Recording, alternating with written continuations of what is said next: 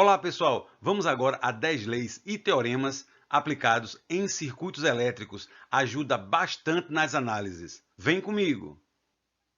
Em primeiro lugar, veremos o teorema da substituição. Considere então esse circuito em tela, uma fonte de tensão e 5 resistores.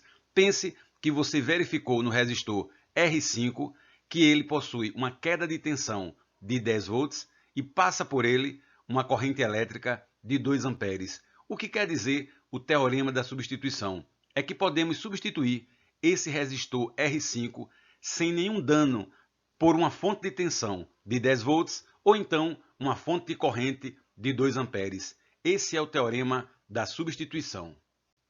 E agora temos a lei de Ohm. Pensou que eu esqueci? Ela é uma das leis fundamentais e ela relaciona tensão, corrente elétrica e resistência num circuito. Temos então que a resistência elétrica é a razão entre tensão e corrente elétrica. E podemos derivar também as fórmulas da corrente e da tensão elétrica. Por exemplo, um resistor de 5 ohms passando uma corrente de 2 amperes, podemos calcular a queda de tensão como produto da resistência pela corrente elétrica e o resultado será 10 volts.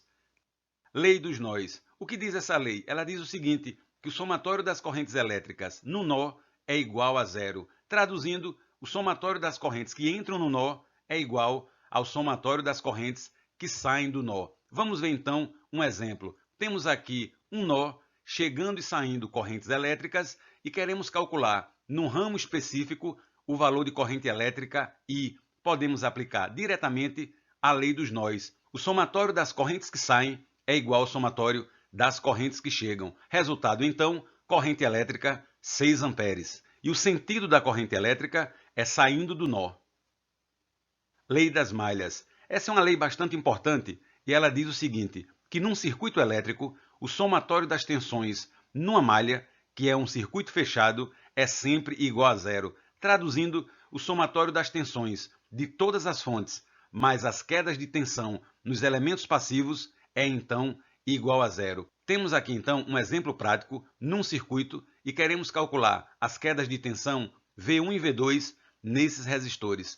Observe o seguinte, em primeiro lugar, temos que arbitrar sentidos das correntes elétricas no nó. Arbitramos aqui qualquer sentido e vamos analisar a primeira malha, que é um circuito fechado. Temos que também arbitrar um sentido em que iremos percorrer essa malha. Observe que nessa fonte de tensão de 10 volts, percorremos no sentido do polo negativo para o positivo. Então o valor da tensão é negativo, menos 10 volts. Vamos agora ao resistor com queda de tensão V1. Perceba que o sentido que estamos percorrendo é o mesmo do sentido da corrente elétrica. Então, queda de tensão positiva, mais V1. De igual modo, para a fonte de tensão de 4 volts, vamos então entrar pelo polo positivo, mais 4 volts. Fazendo essas contas, temos então que a tensão V1 é igual a 6 volts. E verificando a segunda malha, podemos aplicar a mesma lei das malhas e teremos como resultado uma tensão V2 8 volts. São leis fundamentais para a análise de circuitos elétricos. E agora chegamos às leis de Kirchhoff, que nada mais são do que um combinado da lei das malhas e lei dos nós. Vamos então aplicar as leis de Kirchhoff a esse circuito elétrico. Temos um circuito simples com uma fonte de tensão de 10 volts e uma fonte de corrente de 5 amperes. Em primeiro lugar, vamos aplicar a lei dos nós. Escolhemos aqui um dos nós. Chegando, temos a corrente de 5 amperes, que vem da fonte de corrente. Vamos então arbitrar sentidos para as correntes elétricas no nó. Temos correntes I1 e I2 e arbitramos então um sentido para percorrer a malha. Fazendo isso, teremos então duas equações, uma para a lei das malhas e outra para a lei dos nós. Na lei dos nós sabemos, somatório das correntes que chegam igual somatório das correntes que saem. E aplicando a lei das malhas, teremos essa segunda equação. Perceba que temos um sistema de equações com duas equações e duas incógnitas, correntes elétricas I1 e I2. Então, o sistema ele pode ser resolvido. Como resultado, teremos corrente elétrica I1, 1,25 amperes e corrente elétrica I2, 6,25 amperes. Essas leis de Kirchhoff são fundamentais para análise de circuitos elétricos. Agora imagine a situação em que você não lembra das leis de Kirchhoff, lei dos nós ou lei das malhas. Temos então o teorema da superposição. O que é que esse teorema vai dizer? Ele diz o seguinte, que nós podemos analisar cada fonte de forma independente no circuito e sobrepor os resultados. Veja que interessante. Vamos resolver o mesmo circuito anterior utilizando o teorema da superposição. Sabemos que temos nesse circuito duas fontes, uma de tensão e outra de corrente. Vamos então analisar apenas a resposta da fonte de tensão. Para que isso seja possível, temos então que curto-circuitar todas as outras fontes de tensão e deixar em aberto as fontes de corrente. Temos apenas uma fonte de corrente, então o circuito resultante será esse, com a fonte de corrente em aberto. Vamos então calcular as correntes elétricas do circuito. Temos apenas um resistor de 3 ohms em série com um resistor de 1 ohm, suprido pela fonte de tensão de 10 volts. Como eles estão em série, a soma 4 ohms. 10 dividido por 4, teremos então uma corrente elétrica percorrendo o circuito de 2,5 amperes. Vamos agora analisar a resposta da fonte de corrente e, de igual modo, temos que curto-circuitar todas as fontes de tensão e deixar em aberto, porventura, outras fontes de corrente.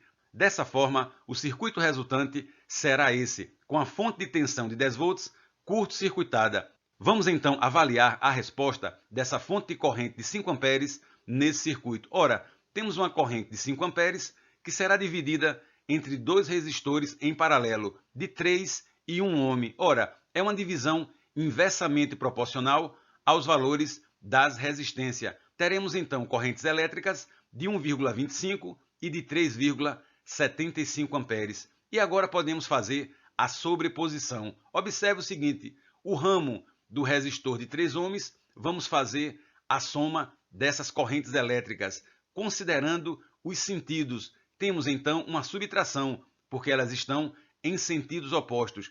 Como resultado, teremos uma corrente elétrica no circuito real, original, com as duas fontes de 1,25 amperes. Vamos agora ao ramo do resistor de 1 ohm. Temos as correntes elétricas no mesmo sentido. Teremos então uma soma e o resultado será uma corrente elétrica de 6,25 amperes. Observe então que o resultado foi igual àquele da lei de Kirchhoff. Esse teorema ele é muito importante. É claro, se temos um circuito com muitas fontes de tensão e fontes de corrente, dará bastante trabalho para fazer todas as análises individualmente, mas é um recurso muito importante. Temos agora um circuito especial chamado ponte de Wheatstone. No que consiste esse circuito? Ora, nós temos aqui resistores R1, 2, 3 e 4 e um resistor central que chamaremos Rx. Ora, quando o produto dos resistores opostos R1 vezes R4 igual a R2 vezes R3, temos uma condição de equilíbrio e a corrente elétrica que circula no resistor Rx ela é nula, não há passagem da corrente elétrica, ou seja, os potenciais VA e VB nos extremos do resistor Rx são iguais. E quando encontramos um circuito elétrico nessas condições, facilita bastante a análise. Para exemplificar, vamos calcular a resistência equivalente desse circuito. Em primeiro lugar, vamos analisar se trata de uma ponte de Wheatstone em equilíbrio. Ora, o produto dos resistores 2 vezes 6, 12, é igual ao produto 3 vezes 4, 12. Temos uma ponte em equilíbrio, então não passará corrente elétrica no resistor de 8 ohms. Se não passa corrente elétrica, significa que eu posso retirar esse elemento do circuito. Agora fica bastante fácil de calcular a resistência equivalente. Temos dois resistores em série, 2 mais 3, 5 ohms. No outro lado, temos também dois resistores em série, 4 mais 6, 10 ohms. E agora temos os dois resistores em paralelo e a resistência equivalente é calculada como produto pela soma das resistências. E o resultado será 3,3 ohms. Foi muito fácil calcular a resistência equivalente, mas se a ponte não tivesse em equilíbrio, teríamos que utilizar as leis de Kirchhoff, de malha e de nós. Chegamos então ao teorema de Thevenin, que é um teorema muito importante em circuitos elétricos. Nós podemos substituir um circuito por mais complexo que ele seja, por um circuito equivalente, chamado circuito de Thevenin. Ele é composto por uma fonte de tensão em série com uma resistência. O valor da fonte de tensão chamamos tensão de Thevenin e o valor da resistência, resistor de Thevenin. Como calculamos então esses valores? Ora, para a resistência de Thevenin, precisamos curto-circuitar as fontes de tensão e abrir as fontes de corrente. Vamos então calcular a tensão de Thevenin vista pelos terminais A e B desse circuito. Temos então que curto-circuitar a fonte de tensão e abrir a fonte de corrente. Qual será a resistência equivalente vista dos terminais A e B? Ora, temos apenas dois resistores em série, de 3 e 2 ohms. Então, o resistor de Thevenin, que é a resistência equivalente, nada mais é do que 5 ohms.